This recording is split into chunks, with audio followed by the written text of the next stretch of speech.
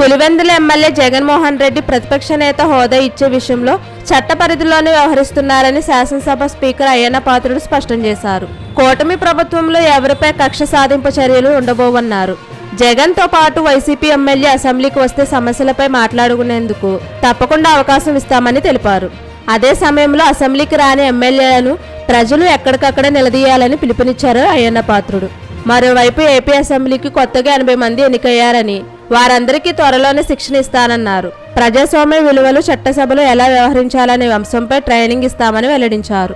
ఇక తనకు ప్రతిపక్ష నేత హోదా ఇచ్చేలా స్పీకర్ను ఆదేశించాలని కోరుతూ జగన్ హైకోర్టును ఆశ్రయించిన సంగతి తెలిసిందే.